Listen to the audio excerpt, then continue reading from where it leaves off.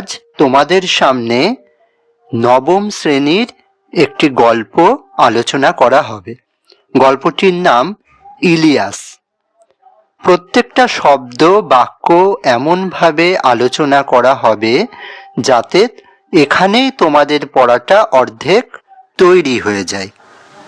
আচ্ছা, তোমরা কি জানো যে টাকা থাকলেই কি মানুষ সবসময় সুখী হয়?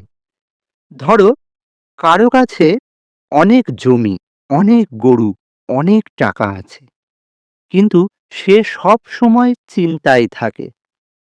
আবার আরেকজনের কাছে তেমন কিছুই নেই, কিন্তু সে বেশ হাসি খুশি থাকে। তাহলে বলো তো, কে বেশি সুখী? লিও তলস্তয়ের ইলিয়াস গল্পটা ঠিক এই বিষয়টাই আমাদের খুব সুন্দর করে বুঝিয়ে দেয়। এই গল্পে আমরা দেখব, ইলিয়াস নামের একজন মানুষ প্রথমে খুব ধনী ছিল, কিন্তু পরে সে সব কিছু হারিয়ে ফেলে। আশ্চর্যের কথা হলো, সব হারিয়েও সে দুঃখী নয়, বরং সে তখন আগের চেয়ে অনেক বেশি খুশি আর সুখী। এই গল্প আমাদের শেখায়, সুখ আসে টাকা পয়সা বা সম্পত্তি থেকে নয়, সুখ আসে সহজ জীবন আর পরিশ্রমের মাধ্যমে।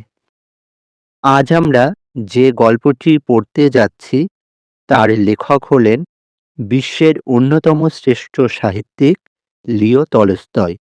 তিনি শুধু একজন গল্পকার নন, তিনি ছিলেন একজন গভীর চিন্তাবিদ, দার্শনিক এবং মানবতার শিক্ষক। লিও তলস্তয়ের জন্ম হয় 1828 খ্রিস্টাব্দে রাশিয়ার একটি অভিজাত পরিবারে। ছোটবেলাতেই তিনি মা বাবাকে হারান এবং আত্মীয়দের তত্ত্বাবধানে বড় হন। পড়াশোনার জন্য তিনি কাজান বিশ্ববিদ্যালয়ে ভর্তি হন, কিন্তু নিয়মিত প্রাতিষ্ঠানিক পড়াশোনায় তার মন বসেনি। তাই তিনি বিশ্ববিদ্যালয় ছেড়ে দেন এবং নিজেই বই পড়ে জীবনকে পর্যবেক্ষণ করে শিক্ষা গ্রহণ করেন। কর্মজীবনের শুরুতে তিনি সেনাবাহিনীতে যোগ দেন এবং যুদ্ধক্ষেত্রের বাস্তব অভিজ্ঞতা লাভ করেন, যা পরবর্তীতে তার সাহিত্যে স্পষ্টভাবে প্রতিফলিত হয়। সাহিত্য জীবনে তলস্তয় বিশ্ববিখ্যাত হন তার উপন্যাস ওয়ার অ্যান্ড পিস এবং আন্না কারেনিনার জন্য। তবে তার ছোট গল্পগুলোতেও আমরা সহজ ভাষায় গভীর জীবন দর্শনকে খুঁজে পাই। তার চিন্তাধারা মহাত্মা গান্ধীকেও গভীরভাবে প্রভাবিত করেছিল। তার গল্প পড়া মানে শুধু গল্প পড়া নয়, নিজের জীবনকে একটু গভীরভাবে বোঝার চেষ্টা করা। আজকের ইলিয়াস গল্পটিও সেই শিক্ষাই দেয়। সত্যিকারের সম্পদ হলো শান্ত মন, ভালো সম্পর্ক আর সন্তুষ্ট জীবন। লিও তলস্তয়ের ইলিয়াস গল্পটি 23 টেলস নামক গল্প সংকলনে প্রকাশিত হয়েছিল।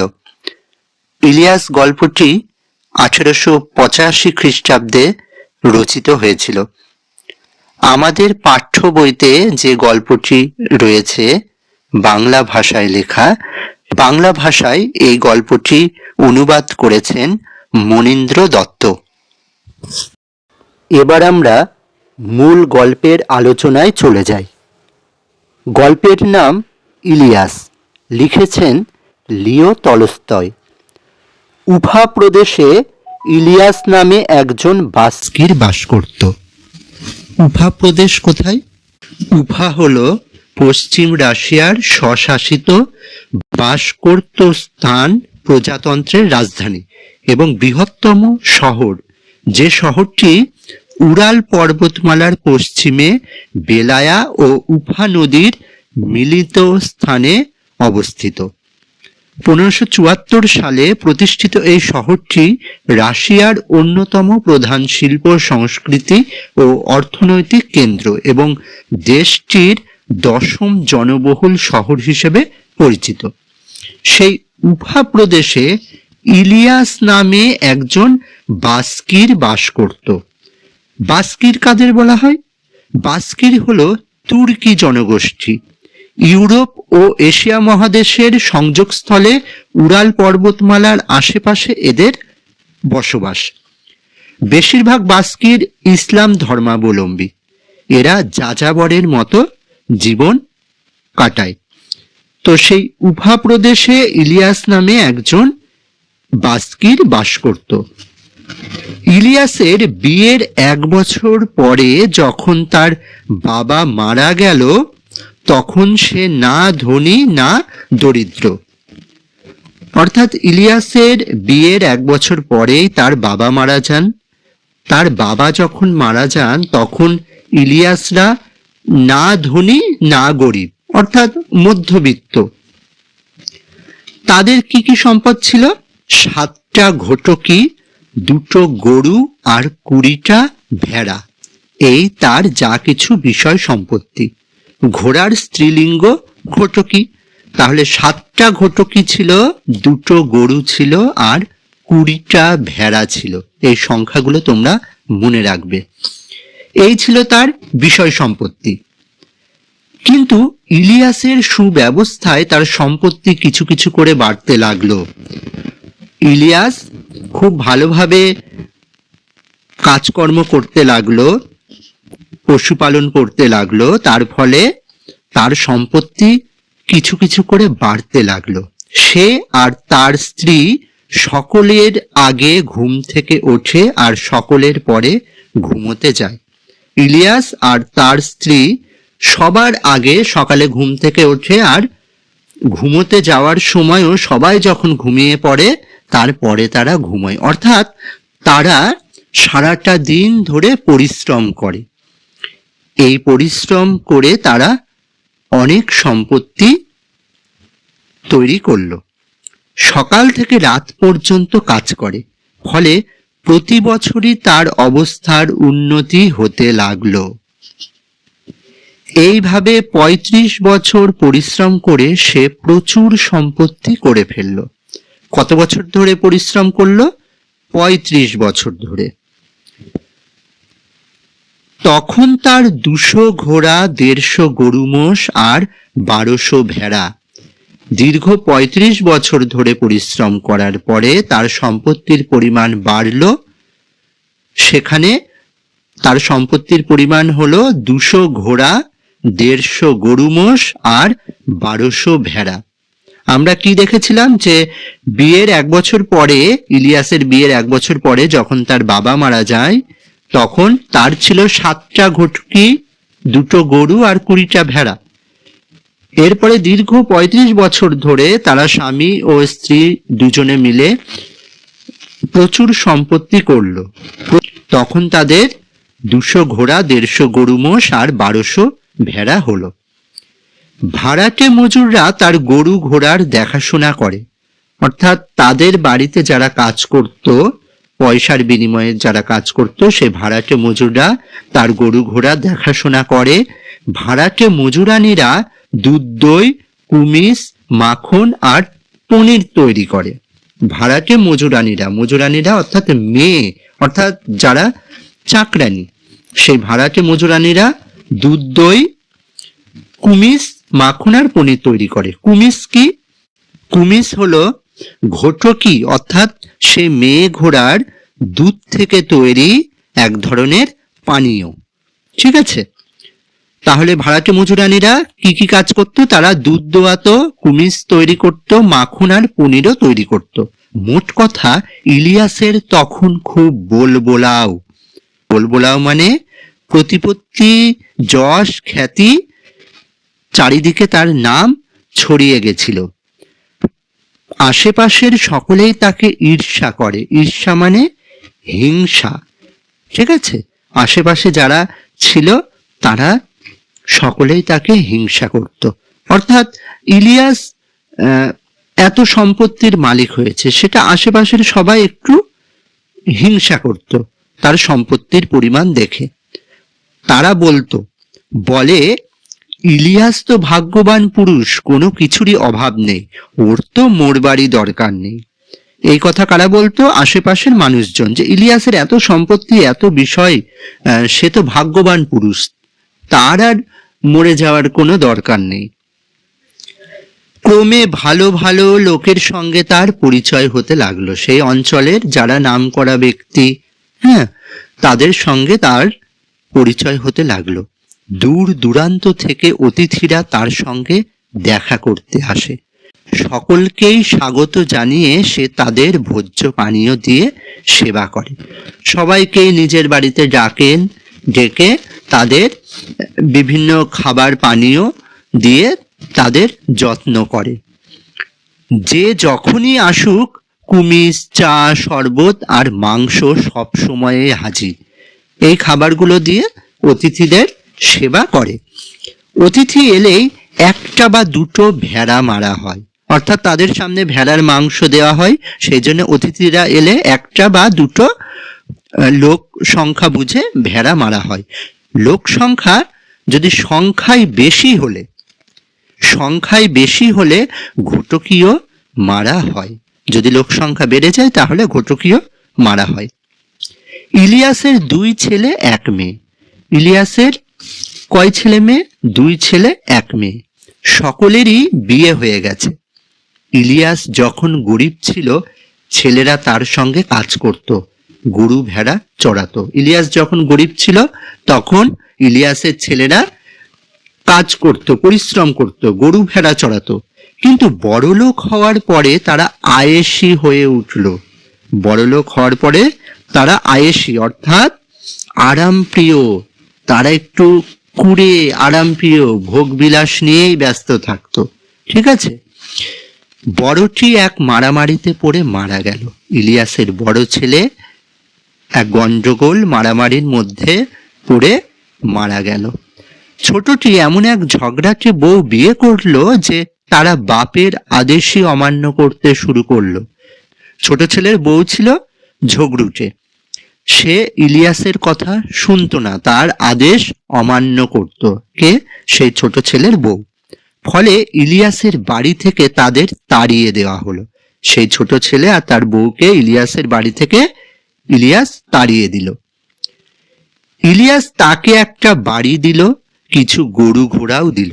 কাকে দিল? সেই ছোট ছেলেকে, যাকে বাড়ি থেকে তাড়িয়ে দিয়েছে। সেই ছোট ছেলেকে একটি বাড়ি দিল আর কিছু গরু ঘোড়াও দিল। ফলে ইলিয়াসের সম্পত্তিতে টান পড়ল। ইলিয়াস ছোট ছেলেকে গরু ঘোড়া আর বাড়ি দেওয়ার ফলে তার সম্পত্তি একটু কমে গেল। সেজন্য বলা হচ্ছে যে তার সম্পত্তিতে টান পড়ল। তারপরেই ইলিয়াসের ভেড়ার পালে মড়ক লেগে অনেকগুলো মরে গেল। ইলিয়াসের ভেড়ার পালে মড়ক মানে কি? অর্থাৎ ভেড়াদের মধ্যে কোনো একটা রোগ হয়েছিল, সেই রোগের জন্য আস্তে আস্তে সমস্ত ভেড়া মারা গেল। তার পরের বছর দেখা দিল দুর্ভিক্ষ। অর্থাৎ দুর্ভিক্ষ কখন হয়? যখন খাদ্যের অভাব হয়। ঠিক আছে? সেই দুর্ভিক্ষ দেখা দিল। খড় বা বিচুলি পাওয়া গেল না। ফলে সে বছর শীতকালে অনেক গরু মোষ না খেয়ে মরল। গরু মোষ যে খড় বা বিচুলি খায় সেগুলো দুর্ভিক্ষের জন্য পাওয়া গেল না, সেই জন্যে শীতকালে অনেক গরু মোষ না খেয়ে মরে গেল। তারপর কিরবিজরা তার সবচাইতে ভালো ঘোড়াগুলো চুরি করে নিয়ে গেল। কিরবিজ কারা? কিরবিজ হলো মধ্য এশিয়ার একটি তুর্কি জাতিগোষ্ঠী, যারা চুরি ছিনতাই এগুলো করে থাকে। ঠিক আছে? তো সেই কিরবিজরা তার সবচাইতে ভালো ভালো যে ঘোড়াগুলো সেগুলো চুরি করে নিয়ে গেল। ইলিয়াসের অবস্থা খারাপ হয়ে পড়ল।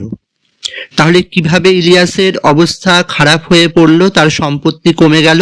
প্রথমে আমরা দেখলাম যে ইলিয়াস তার ছোট ছেলেকে বাড়ি থেকে বার করে দিল। সেই ছোট ছেলেকে একটা বাড়ি দিল আর গরু ঘোড়া দিল। দ্বিতীয়ত আমরা দেখলাম যে তার ভেড়ার পালে মড়ক লেগে অনেক ভেড়া মরে গেল। তৃতীয়ত দেখলাম যে দুর্ভিক্ষ দেখা দিল, যখন খড় বা বিচুলি পাওয়া গেল না একেবারেই, সেই সময়ে গরু মোষ না খেয়ে মারা গেল। চতুর্থত দেখলাম কিরবিচরা তার ভালো ভালো ঘোড়াগুলো চুরি করে নিয়ে গেল। এই 4টে কারণের জন্যই ইলিয়াসের অবস্থা খারাপ হয়ে পড়ল, তার সম্পত্তির পরিমাণ কমে গেল। যত তার অবস্থা পড়তে লাগলো ততই তার শরীরের জোরও কমতে লাগলো। অর্থাৎ তার মন ভেঙে গেছে। মন ভেঙে যাওয়ার পরে তার শরীরের যে শক্তি সেটাও যেন আস্তে আস্তে কমতে থাকলো। এমনি করে 70 বছর বয়সে ইলিয়াস বাধ্য হয়ে তার পশমের কোট, কম্বল, ঘোড়ার জিন, তাঁবু এবং সবশেষে গৃহপালিত পশুগুলোকে বিক্রি করে দিয়ে দুর্দশার একেবারে চরমে নেমে গেল। ঘোড়ার জিন হলো ঘোড়ার পিঠে যখন চাপা হয় বা ঘোড়ার পিঠে যখন ওঠা হয় সেই আরোহীর পেতে বসবার চামড়ার এক ধরনের আসন। পশমের কোট, কম্বল, ঘোড়ার জিন, তাঁবু। তাঁবু মানে তোমরা জানো, যেটা দিয়ে ছাউনি দেওয়া হয়, বা ঘর তৈরি করা হয়, ঘরের মাথার উপরে ছাউনিও দেওয়া হয়।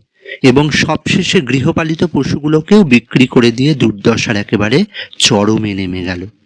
অর্থাৎ তার যে পশুগুলো ছিল, যে ঘোড়া, মোষ বা ঘটকি যারা ছিল, অবশিষ্ট যে কটা পশু ছিল সেগুলোকেও বিক্রি করে দিল। আসল অবস্থা বুঝে উঠবার আগে সে একেবারে সর্বহারা হয়ে পড়ল। অর্থাৎ আসল অবস্থা বুঝে উঠবার আগেই, অর্থাৎ এমন ভাবে তার সম্পত্তির পরিমাণ কমতে থাকলো, সে বুঝতে পারলো না। হঠাৎ করে যেন একেবারে সে সর্বহারা হয়ে পড়ল। ফলে বৃদ্ধ বয়সে স্বামী স্ত্রীকে অজানা লোকের বাড়িতে বাস করে তাদের কাজ করে খেতে হতো। বৃদ্ধ হয়ে গেছে, 70 বছর বয়স হয়ে গেছে ইলিয়াস এখন কি করে? অজানা, যাকে চেনে না সেই অজানা লোকের বাড়িতে বসবাস করে আর তাদের কাজ করে। সম্বলের মধ্যে রইল শুধু, অর্থাৎ তার কাছে বর্তমানে পড়ে রইল কাঁধে একটা বোচকা। বোচকা মানে কাপড়ের একটা পোটলা, ঠিক আছে? তার মধ্যে কি ছিল? তাতে ছিল একটা লোমের তৈরি কোট, গায়ে দেওয়া কোট, যেটা লোমের তৈরি ছিল, টুপি, জুতো আর বুট, আর তার বৃদ্ধা স্ত্রী শামসে মাগি। তাহলে ইলিয়াসের স্ত্রীর নাম কি পেলাম আমরা? শামসে মাগি। তো তার কাছে এগুলোই ছিল অবশিষ্ট। বিতাড়িত পুত্র অনেক দূর দেশে চলে গেছে, অর্থাৎ যে ছোট ছেলেকে তাড়িয়ে দিয়েছে সে অনেক দূর দেশে চলে গেছে। মেয়েটিও মারা গেছে, ইলিয়াসের মেয়েটিও মারা গেছে। অর্থাৎ তার কাছে আর কেউ রইল না, ঠিক আছে? সে আর তার স্ত্রী দুজনে যেন সর্বহারা হয়ে পড়ল। তাদের আপনজনও কাছে নেই, তাদের কোনো সম্পত্তিও নেই। সেই বৃদ্ধ দম্পতিকে সাহায্য করবার তখন আর কেউ রইল না। মোহাম্মদ শাহ নামে এক প্রতিবেশীর করুণা হলো বুড়ো বুড়ির জন্য। ইলিয়াসের এক প্রতিবেশী, যার নাম মোহাম্মদ শাহ, তার করুণা হলো ইলিয়াস আর তার স্ত্রীকে দেখে। অর্থাৎ তারা একসময় এত ধনী ছিল, কিন্তু এখন তারা একেবারে সর্বশান্ত হয়ে বসেছে, সেই জন্য তাদের প্রতি করুণা হলো। সে নিজে ধনীও নয়, গরিবও নয়, তবে থাকতো সুখে, আর লোকও ভালো। অর্থাৎ এখানে কার কথা বলা হচ্ছে? মোহাম্মদ শাহের কথা বলা হচ্ছে। ইলিয়াসের অতিথি বৎসলতার কথা স্মরণ করে তার খুব দুঃখ হলো। অর্থাৎ ইলিয়াস অতিথিদের এত যত্ন করত, সে কথা মোহাম্মদ শাহ জানত। সেই কথা স্মরণ করে, অর্থাৎ সেই কথা মনে করে মোহাম্মদ শাহের খুব দুঃখ হলো। বলল, ইলিয়াস, তুমি আমার বাড়ি এসে আমার সঙ্গে থাকো, বুড়িকেও নিয়ে এসো। যতটা ক্ষমতায় কুলোয় গ্রীষ্মে আমার তরমুজের খেতে কাজ করবে, আর শীতকালে গরু ঘোড়াগুলোকে খাওয়াবে। শামসে মাগিও ঘটকিগুলোকে দুইতে পারবে, কুমিজ তৈরি করতে পারবে। আমি তোমাদের দুজনেরই খাওয়া পড়া দেব। এছাড়া যদি কখনো কিছু লাগে বলবে, তাও দেব। অর্থাৎ মোহাম্মদ শাহ নিজের বাড়িতে রাখতে চাইল ইলিয়াস আর তার স্ত্রীকে। কি কি কাজ করতে বলল তাদের? গ্রীষ্মকালে মোহাম্মদ শাহের তরমুজের ক্ষেতে কাজ করতে বলল, আর শীতকালে গরু ঘোড়াগুলোকে খাওয়াতে বলল। কাকে বলল এই কাজটা করতে? ইলিয়াসকে। মোহাম্মদ শাহ শামসে মাগির কথা কি বলল? যে শামসে মাগি ঘটকিগুলোকে দুইবে, অর্থাৎ ঘটকিগুলোর দুধ দুইবে আর কুমিজ তৈরি করবে। আর তার বিনিময়ে মোহাম্মদ শাহ দুজনকেই খাওয়া পড়া দেবে। এছাড়াও যদি অতিরিক্ত কিছু প্রয়োজন হয় সেটাও মোহাম্মদ শাহ দেবে। ইলিয়াস প্রতিবেশীকে ধন্যবাদ দিল। সে আর তার স্ত্রী মোহাম্মদ শাহর বাড়িতে ভাড়াটে মজুরের মতো কাজ করে খেতে লাগলো। প্রথমে বেশ কষ্ট হতো, কিন্তু ক্রমে ক্রমে সব সয়ে গেল। যতটা পারত কাজ করত আর থাকতো। প্রথম প্রথম তাদের দুজনের একটু কষ্ট হতো, তার কারণ তারা একসময় ধনী ছিল, তারাও পরিশ্রম করেছে, কিন্তু এখানে নতুন জায়গায় এসে কাজ করতে তাদের একটু অসুবিধা হতো। কিন্তু আস্তে আস্তে সব কিছু সয়ে গেল। যতটা পারত নিজেদের সাধ্যমতো কাজ করত।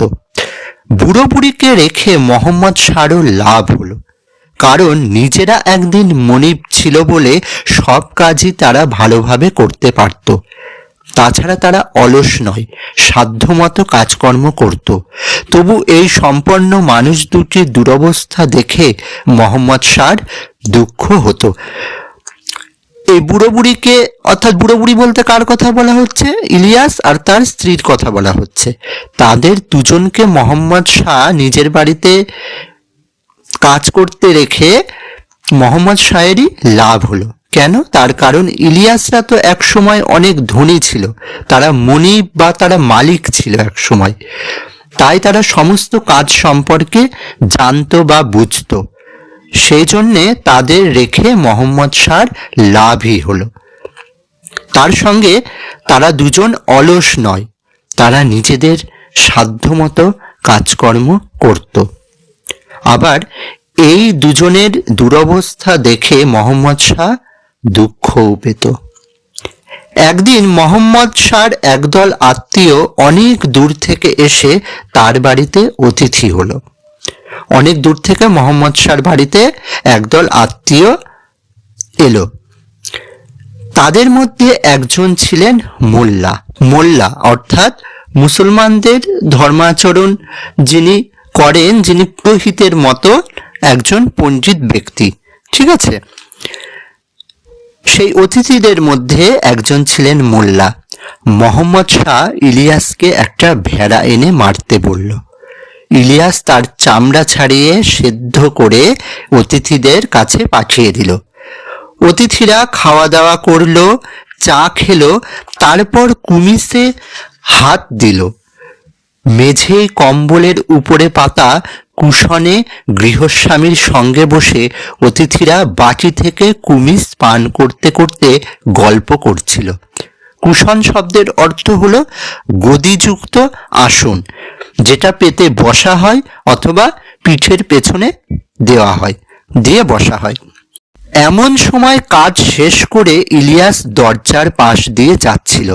তাকে দেখতে পেয়ে মোহাম্মদ শাহ অতিথিদের বলল, দরজার পাশ দিয়ে যে বুড়ো মানুষটি চলে গেল তাকে আপনারা লক্ষ্য করেছেন কি?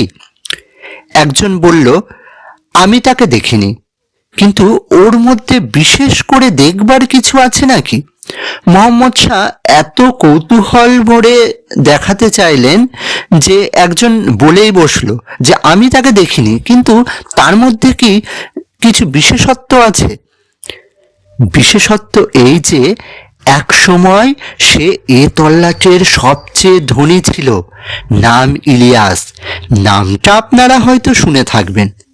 তখন মোহাম্মদ শাহ বলছেন যে বিশেষত্ব এটাই যে সে এই তল্লাটের অর্থাৎ এই অঞ্চলের সবচেয়ে ধনী ছিল এক সময়।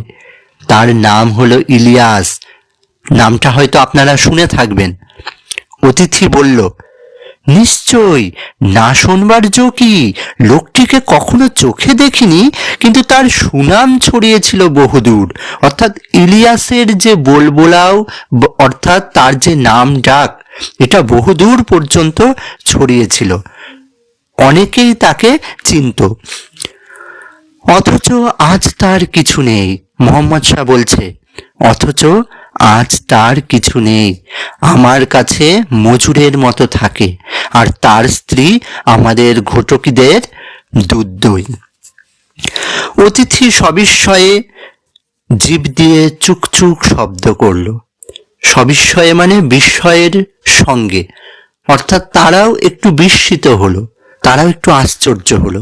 আর চুকচুক শব্দ করলো মানে তারা বাটি থেকে কুমিজ পান করছিল, তার শব্দই চুকচুক শব্দ। ঘাড় নাড়তে নাড়তে বলল, সত্যি ভাগ্য যেন চাকার মতো ঘোরে। কে বলল? অতিথি বলল, সত্যি ভাগ্য যেন চাকার মতো ঘোরে। একজন উপরে ওঠে তো আর একজন তলায় পড়ে যায়। আহা, বলুন তো, বুড়ো লোকটা এখন নিশ্চয়ই খুব বিষণ্ণ। অর্থাৎ বুড়ো মানুষটা হয়তো এখন খুবই দুঃখে থাকে, বিষণ্ণ। কি জানি, খুব চুপচাপ আর শান্ত হয়ে থাকে, কাজও করে ভালো। মোহাম্মদ শাহ এই কথা বলল। অতিথি বলল, লোকটির সঙ্গে একটু কথা বলতে পারি কি? জীবন সম্পর্কে ওকে কিছু জিজ্ঞাসা করতে চাই আমি। গৃহস্বামী বলল, নিশ্চয়ই পারেন। এখানে গৃহস্বামী হলো মোহাম্মদ শাহ, অর্থাৎ গৃহের মালিক যে, ঠিক আছে। গৃহস্বামী বলল, নিশ্চয়ই পারেন, হ্যাঁ অবশ্যই পারেন। তারপর তাঁবুর বাইরে গিয়ে ডাকলো, বাবাই একবার এদিকে এসো তো, তোমার বুড়িকেও সঙ্গে নিয়ে এসো, আমাদের সঙ্গে একটু কুমিজ পান করবে। বাবাই বলতে কাকে বলছে? ইলিয়াসকে বলছে। কে ডাকলো? মোহাম্মদ শাহ ডাকলো, বললো যে বাবাই এদিকে এসো, আর তোমার সঙ্গে বুড়িকেও ডেকে আনো, আমাদের সঙ্গে একটু বসে একটু কুমিজ পান করবে। ইলিয়াস আর তার স্ত্রী এলো।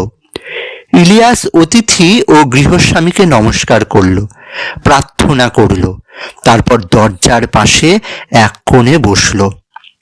ইলিয়াস অতিথি আর গৃহস্বামীকে ঘরে ঢুকেই নমস্কার করলো, ঈশ্বরের কাছে, ওপরওয়ালার কাছে প্রার্থনা করলো, তারপর দরজার পাশে এক কোণে গিয়ে বসলো।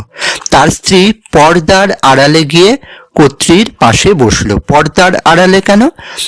আসলে বাইরের লোকজন এসেছে, সেই জন্যে সে মেয়ে মানুষ, তাই পর্দার আড়াল থেকে তাদের সঙ্গে কথা বলছে, ঠিক আছে। অর্থাৎ এই নিয়মগুলো সেকালে প্রচলন ছিল, যে মহিলা যারা মেয়ে, তারা হঠাৎ করে বাইরের লোকজনের সামনে আসতো না।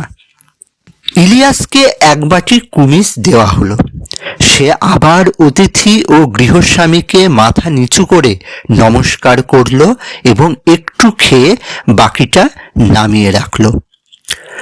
অতিথি তাকে জিজ্ঞাসা করলো, আচ্ছা বাবাই, আমাদের দেখে তোমার অতীত জীবনের সুখ সমৃদ্ধির কথা স্মরণ করে এবং এখনকার দুরবস্থার কথা ভেবে কি খুব কষ্ট হচ্ছে? একজন অতিথি ইলিয়াসকে জিজ্ঞাসা করলো, আচ্ছা বাবাই, এই যে আমাদের তুমি দেখছো, আমাদের দেখে, এই যে আমাদের এত বিষয় সম্পত্তি রয়েছে, আমাদের দেখছো, দেখে কি তোমার পুরনো দিনের কথা ভেবে কি কষ্ট হচ্ছে? তুমিও তো এক সময় অনেক সম্পদের অধিকারী ছিলে, তাহলে এখন কি তোমার সেই সমস্ত কথা ভেবে খুব কষ্ট হচ্ছে? অতিথি জিজ্ঞাসা করলো। ইলিয়াস হেসে বলল, সুখ দুঃখের কথা যদি বলি আপনারা হয়তো আমার কথা বিশ্বাস করবেন না, বরং আমার স্ত্রীকে জিজ্ঞাসা করুন, তিনি মেয়ে মানুষ, তার মনেও যা মুখেও তাই, এ বিষয়ে তিনি পুরো সত্য বলতে পারবেন। অতিথির প্রশ্ন শুনে ইলিয়াস তখন হেসে কি বলল, যে আমার কথা শুনে হয়তো আপনারা বিশ্বাস করতে পারবেন না, বা বিশ্বাস করতে চাইবেন না। আমার স্ত্রী মেয়ে মানুষ, সে ওইভাবে মিথ্যে কথা বলে না। তাহলে তার মুখ থেকেই শুনে দেখুন যে আমাদের মনের অবস্থা এখন কেমন। তিনি মিথ্যে কথা বলবেন না। অতিথি তখন পর্দার দিকে তাকিয়ে বলল, আচ্ছা ঠাকমা, আগেকার সুখ আর এখনকার দুঃখ সম্পর্কে তোমার মনের কথাটা বলো তো। পর্দার আড়াল থেকে শামসে মাগি বলতে লাগলো। এবার শামসে মাগি শুরু করলো তাদের জীবনের কথা। এই হলো আমার মনের কথা। 50 বছর এই বুড়ো আর আমি একত্র বাস করেছি, সুখ খুঁজেছি, কিন্তু কখনো পাইনি। আর আজ এখানে এই আমাদের দ্বিতীয় বছর, অর্থাৎ তারা 50 বছর ধরে সুখ খুঁজেছে একসঙ্গে বাস করে, কিন্তু কখনো সুখ পায়নি। তাদের এত বিষয় সম্পত্তি থাকা সত্ত্বেও তারা কিন্তু সুখের মুখ দেখেনি। আজ এখানে এই আমাদের দ্বিতীয় বছর, অর্থাৎ মোহাম্মদ শাহের কাছে 2 বছর ধরে আছে তারা। যখন আমাদের কিছুই নেই, অর্থাৎ বর্তমানে তাদের কাছে তো কিছুই নেই, যখন আমরা ভাড়াটে মানুষের মতো বেঁচে আছি, তখন আমরা পেয়েছি সত্যিকারের সুখ। আজ আর কিছুই চাই না।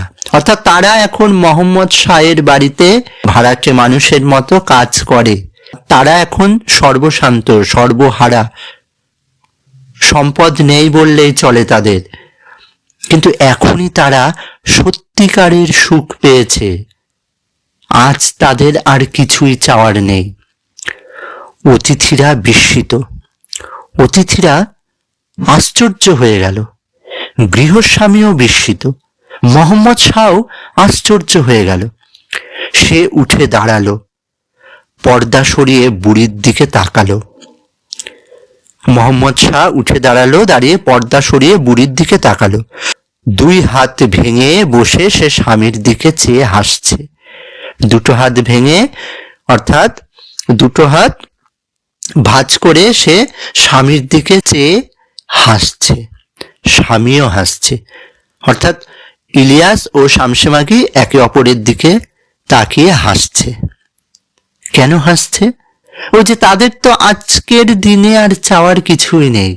তারা সর্বশান্ত হওয়ার পরেই যেন প্রকৃত সুখ পেয়েছে। বুড়ি আবার কথা বলল। শামসে মাগি আবার বলতে লাগলো, আমি সত্য কথাই বলছি, তামাশা করছি না। 1/2 শতাব্দী ধরে আমরা সুখ খুঁজেছি। যতদিন ধনী ছিলাম কখনো সুখ পাইনি। 1/2 শতাব্দী মানে 50 বছর। 100 বছরকে বলা হয় শতাব্দী, আর অর্ধ মানে অর্ধেক, অর্থাৎ 50 বছর। বলছে যে এই 50 বছর ধরে তারা সুখ খুঁজেছে। যতদিন তারা ধনী ছিল কখনোই সুখ পায়নি, কিন্তু আজ এমন সুখের সন্ধান আমরা পেয়েছি যে আর কিছুই আমরা চাই না। কি বলছে? যে আজ এমন সুখের সন্ধান তারা পেয়েছে যে আর কিছুই তাদের প্রয়োজন নেই। কিন্তু এখন কিসে তোমাদের সুখ হচ্ছে? বিপরীত দিক থেকে প্রশ্ন এলো যে তাদের সুখ এখন কিসে হচ্ছে? তাদের তো এখন কিছুই নেই। তারা তো সর্বশান্ত হয়ে গেছে। তাদের কাছে না আছে কোনো গরু, মোষ, ঘটকি, ঘর বাড়ি, কিছুই তো নেই। তাহলে তাদের সুখ হচ্ছে কেমন ভাবে? বলছি। তখন শামসে মাগি শুরু করলো বলা, যখন ধনী ছিলাম বুড়োর বা আমার এক মুহূর্তের জন্য শান্তি ছিল না। কথা বলবার সময় নেই। বুড়ো বলতে কার কথা বলা হচ্ছে? ইলিয়াসের কথা বলছে। যে যখন ধনী ছিল তারা, তখন তাদের মধ্যে কোনো শান্তি ছিল না। তাদের কথা বলার মতো সময়ও ছিল না। অন্তরের কথা ভাববার সময় নেই, ঈশ্বরের কাছে প্রার্থনা করবার সময় নেই। অর্থাৎ নিজের মনের 2টো কথা একে অপরের সঙ্গে শেয়ার করা বা ঈশ্বরের কাছে প্রার্থনা করা, সেই সময়টুকু তাদের ছিল না। অর্থাৎ তাদের সম্পত্তি দেখাশোনা নিয়েই তারা ব্যস্ত থাকত। দুশ্চিন্তারও অন্ত ছিল না। সব সময় দুশ্চিন্তা, মনে অশান্তি, এগুলো লেগেই ছিল। হয়তো অতিথিরা এলেন, এক দুশ্চিন্তা, কাকে কি খেতে দিই, কি উপহার দিই যাতে লোকে নিন্দা না করে। আবার অতিথিরা চলে গেলে মজুরদের দিকে নজর দিতে হয়, তারা যেমন কম খেটে বেশি খেতেই ব্যস্ত, তেমনি আমরাও নিজেদের স্বার্থে তাদের উপর কড়া নজর রাখি। সেও তো পাপ। কি বলছে যে হয়তো অতিথিরা যখন আসে তখন এক ধরনের দুশ্চিন্তা, তাদের কি খেতে দেবে যাতে নিন্দা না হয়, তাদের কি ধরনের উপহার দেবে। হ্যাঁ, অতিথিরা যখন চলে যায় তখন আবার মজুরদের দিকে দৃষ্টি দেয়, তারা আবার কম খেটে বেশি খেতেই যেন ব্যস্ত হয়ে পড়েছে। হ্যাঁ, আবার নিজেদের স্বার্থের দিকেও বারবার নজর রাখে। বলছে এই সমস্ত করাও তো পাপ। অন্যদিকে দুশ্চিন্তা, এই বুঝি নেকড়েতে ঘোড়ার বাচ্চা বা গরুর বাছুরটা নিয়ে গেল, কিংবা চোর এসে ঘোড়াগুলোই নিয়ে সরে পড়লো। অর্থাৎ নানা ধরনের চিন্তা আর দুশ্চিন্তা তাদের মাথার মধ্যে ঘুরত যখন তাদের সম্পদ ছিল। রাতে ঘুমোতে গেলাম, কিন্তু ঘুমোবার উপায় নেই, মনে দুশ্চিন্তা, ভেরি বুঝি ছানাগুলোকে চেপে মেরে ফেললো। অর্থাৎ রাতে যখন ঘুমোতে যেত তারা, তখনও তাদের মনে শান্তি থাকতো না। মনে মনে ভাবতো যে ভেরির, অর্থাৎ ভেড়ার স্ত্রীলিঙ্গ হলো ভেরি, ভেরির যে ছোট ছোট বাচ্চা রয়েছে তাদের ভেরি অসাবধানতা বশত চেপে মেরে ফেললো কিনা। ফলে সারা রাত ঘুমই ছিল না। একটা দুশ্চিন্তা পেরোতেই আর একটা এসে মাথা চাড়া দিত। শীতের জন্য যথেষ্ট খড় মজুত আছে তো, অর্থাৎ শীতকালের জন্য খড় বা বিচুলি সংগ্রহে রাখা আছে তো তাদের, গরু মোষকে খেতে দিতে হবে। এছাড়া বুড়োর সঙ্গে মতবিরোধ ছিল, ইলিয়াসের সঙ্গে শামসে মাগির মতবিরোধ, মত পার্থক্য ছিল। সে হয়তো বলল এটা এভাবে করা হোক, আমি বললাম অন্য রকম, ফলে ঝগড়া। সেও তো পাপ। কাজে এক দুশ্চিন্তা থেকে আরেক দুশ্চিন্তায়, এক পাপ থেকে আরেক পাপেই দিন কাটত। সুখী জীবন কাকে বলে কোনোদিন বুঝিনি। অর্থাৎ শামসে মাগি বলছে যে যখন আমাদের সম্পদ ছিল তখন আমরা এই দুশ্চিন্তা, ঝগড়া বিবাদ নিয়েই থাকতাম। আমাদের মনে যে সুখ বলতে কি, শান্তি বলতে কি, সেটা আমরা কোনোদিনও বুঝতে পারিনি। বিপরীত দিক থেকে তখন অতিথিরা প্রশ্ন করছে, আর এখন শামসে মাগি বলছে, এখন বুড়ো আর আমি একসঙ্গে সকালে উঠি, দুটো সুখ শান্তির কথা বলি। অর্থাৎ ইলিয়াস আর শামসে মাগি একসঙ্গে সকালে ওঠে, তারা দুজনে মিলে সুখ শান্তির কথা বলে। ঝগড়াও কিছু নেই, দুশ্চিন্তাও কিছু নেই। আমাদের একমাত্র কাজ প্রভুর সেবা করা। বলছে যে আমাদের মধ্যে এখন কোনো ঝগড়া হয় না, আমাদের সম্পদ নেই, আমরা সর্বশান্ত, সেই জন্য আমাদের কোনো দুশ্চিন্তাও নেই। আমাদের একমাত্র কাজ কি? প্রভু অর্থাৎ মালিকের সেবা করা। মালিক যেভাবে বলে সেইভাবে আমরা কাজ করি। যতটা খাটতে পারি স্বেচ্ছায় খাটি। কাজেই প্রভুর কাজে আমাদের লাভ বই লোকসান নেই। আমরা নিজেদের ইচ্ছাতেই খাটি, নিজেদের ইচ্ছাতেই কাজকর্ম করি। প্রভুর কাজ করতে গিয়ে আমাদের লাভ আছে, আমাদের লোকসান কিছু নেই। বাড়িতে এলেই খাবার ও কুমিজ পাই। বলছে যে বাড়িতে যখন কাজ সেরে ফিরে আসে মোহাম্মদ শাহের বাড়িতে, তখন খাবার পাচ্ছে, কুমিজ পাচ্ছে। শীতকালে গরম হবার জন্য লোমের কোট আছে, জ্বালানি আছে।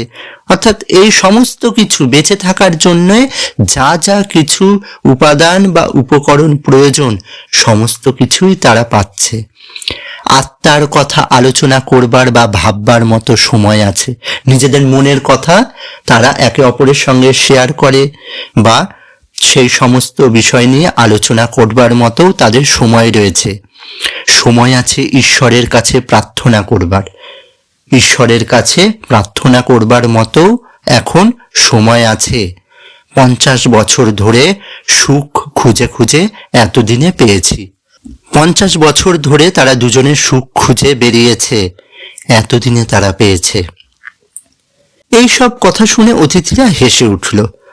অতিথিরা ভাবছে যে যখন সম্পদ ছিল তখন তাদের সুখ ছিল না, এখন তারা সর্বশান্ত হয়ে গেছে, এখনই তাদের সুখ, এ কেমন কথা বলছে। এই সমস্ত ভেবে অতিথিরা হেসে উঠল। কিন্তু ইলিয়াস বলল, বন্ধুগণ হাসবেন না, এটা তামাশা নয়, এটাই মানুষের জীবন। অর্থাৎ ইলিয়াস বলতে চাইছে যে এটা তামাশা নয়, এটা ইয়ার্কি করছি না, এটাই আমাদের জীবনের আসল কথা।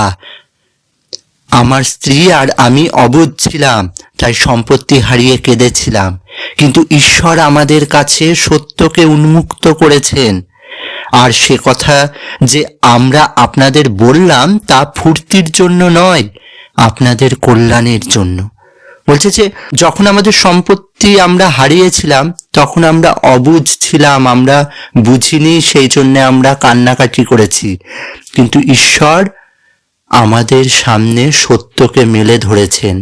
অর্থাৎ কিভাবে সুখ পাওয়া যায়, সুখ কিভাবে মেলে, সেটা আজ আমরা বুঝতে পেরেছি।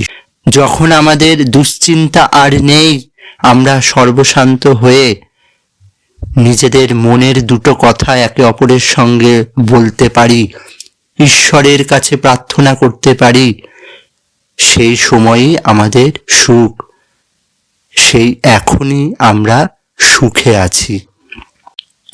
আর সে কথা যে আমরা আপনাদের বললাম তা ফুর্তির জন্য নয়, আপনাদের কল্যাণের জন্য।